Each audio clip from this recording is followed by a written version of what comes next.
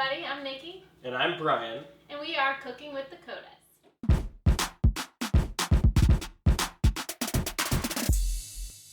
Do you know what we're making today?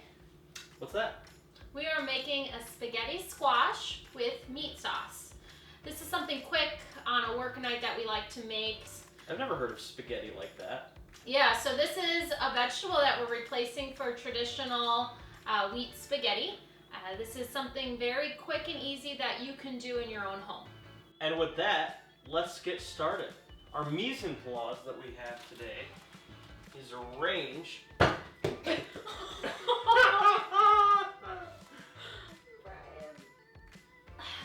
That was our squash. We have a spaghetti squash, an onion. We have pre-chopped peppers that we will show you in another video how to chop. Spinach, some Parmesan cheese, and tomato sauce.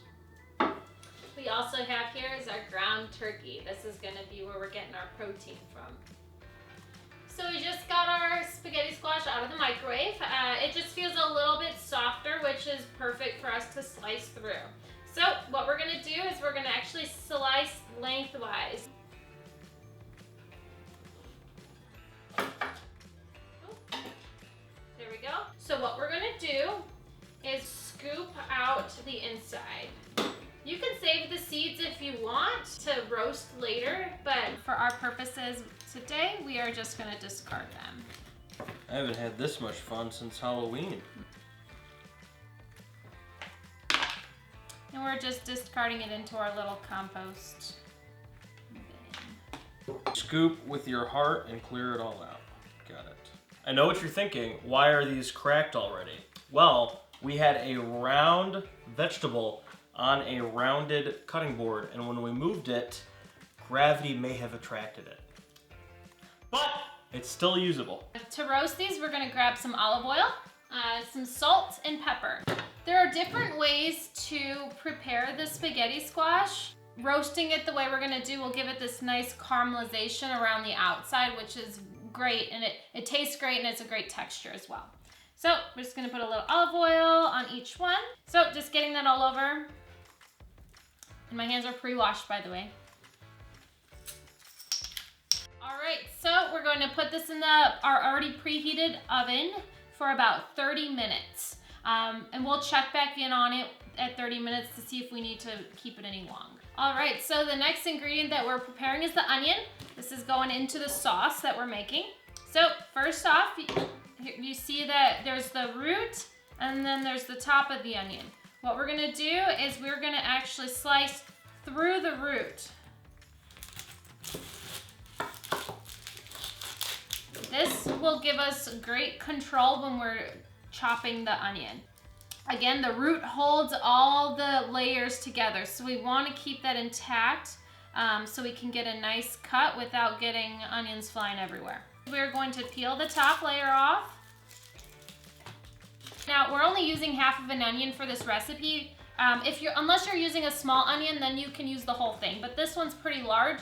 But we're gonna chop the whole thing because what I like to do is refrigerate what I'm not using. So I'll just put the other half of the onion already chopped in a plastic baggie in the fridge. Another option that we would do is to freeze the leftovers and then use it in the future when we need it. What we're going to first do is slice horizontally through the onion, but we're gonna, again, keep this root intact. So you'll slice horizontally, but 3/4 of the way through. I'm gonna carefully put the top of my hand on top of the onion just to stabilize it and slice through. You'll see I'm not going all the way through. And if you feel confident with your knife skills, you can do another slice. So I have one. I'm gonna actually do one more above it. Again, not all the way through. The reason I'm doing that is because when I'm dicing this onion, I'll get really good small dices. Okay, so now we got our horizontal cuts. Now we're gonna do vertical cuts, but the vertical cut isn't going to go through the root. So you'll see, and I'm using the tip of my knife here. I'm just gonna go, see, everything's still intact. You may get some pieces that fly out already, but that's okay. On this episode of Try Not to Cry, it's just very high allergy season right now. That's the only reason. Oh. We have like our, I would like to say like a checkerboard. We got all of our onions still intact, but with a lot of mini cuts here.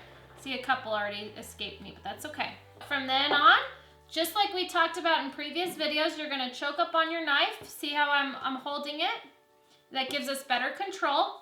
And what I'm gonna do is I'm gonna keep that tip of my knife on the cutting board so I can have better control and consistency. So, bear claw, top of the onion, you're gonna slice, and you're just gonna make some small slices, and this is gonna give you a nice diced onion.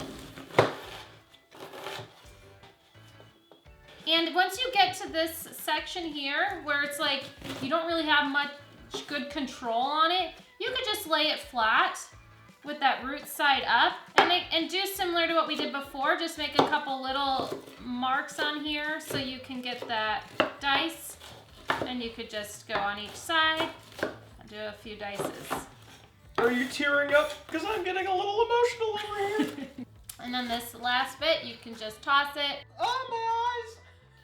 So these are the petite kind of diced pieces that you want. If you're seeing that you have a lot of thicker pieces of just chopping through and dicing through the pile of onion here, that way you have nice petite pieces for this. For our next steps, we are going to saute the vegetables that we just did. So we're gonna turn on our pan to a higher temperature, like 8. We are going to add some olive oil to the pan. We are going to add our peppers. Again, these were frozen previously that we had already cut up so that they were ready to use, similar to how we'll now have frozen onions. And we are going to saute these.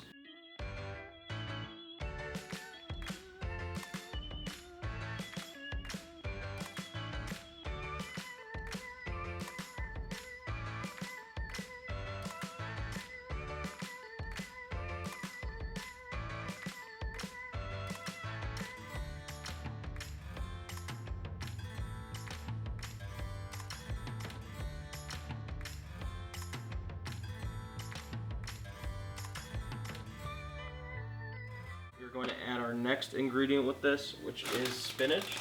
Now with the spinach, just to save dishes and everything, we're just going to rip it ourselves. So you can just rip the spinach into pieces, doesn't have to be perfect. But this adds, it's a way to add some vegetable to this.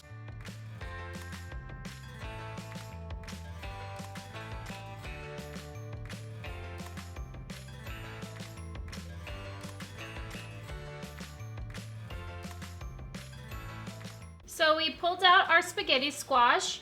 We checked it at 30 minutes, and with this squash, the flesh is kind of thick, so we had to keep it in a little bit longer, so we kept it in 10 extra minutes, and it is looking great.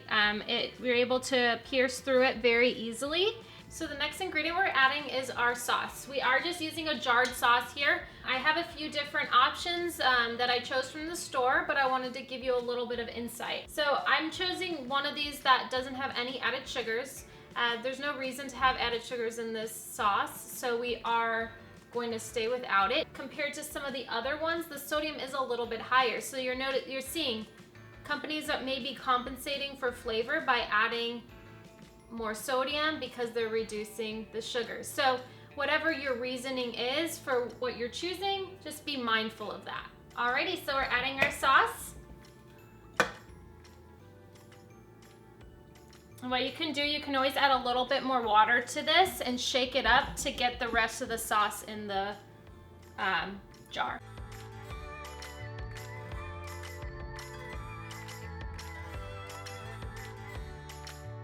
So we're just gonna keep heating this until it's heated all the way through. So that'll give us some time while we're getting the spaghetti squash prepared. And we're gonna show you how to make this into spaghetti. Okay, so with the spaghetti squash, the strands are going this way. So we want to try to keep the strands intact. So you're just going to run your fork through.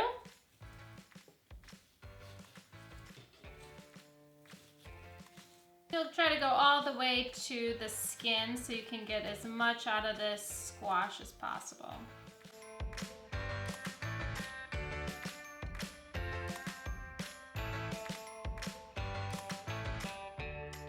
Since my spaghetti's kind of fallen, or my squash has fallen apart in the baking, you just gotta do the best you can with getting as much squash out as possible. For us, again, it's a mix of baking and having rolled on the floor, but things happen when you're having fun in the kitchen, am I right? You are right. And if you are cooking for a big family and one squash isn't enough, you can supplement with some real pasta. But you are still getting some vegetables in that dish for your family, or you can just cook up 2 spaghetti squashes. Our 2 spaghetti squashes, would those be cooking up some squish? All right, so we're gonna get plating. So Brian's gonna get that sauce is heated through. We see it little bubbles forming on the top, so we know it's heated enough. And I'm just gonna put a generous portion of this spaghetti squash on our plate. Because it's just the 2 of us, we're probably going to use this squash for the both of us. So don't be afraid to cook multiple spaghetti squashes if you're feeding a family of 4 or you just want leftovers. But we will have extra sauce, which is good, so we can use it for another meal. Don't be afraid to get a little saucy with this. A generous amount of sauce is nice here. Generous. We did bulk it up because we have the meat, the spinach, the onions, and peppers in here in addition to the sauce. So it is a very nice sauce that will fill you up more than you think it might. Yep. And the last ingredient we have is the shredded Parmesan cheese.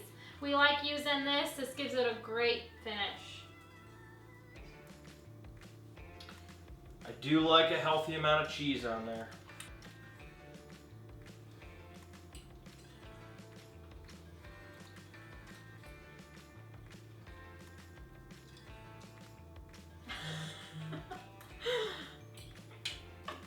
Delicious.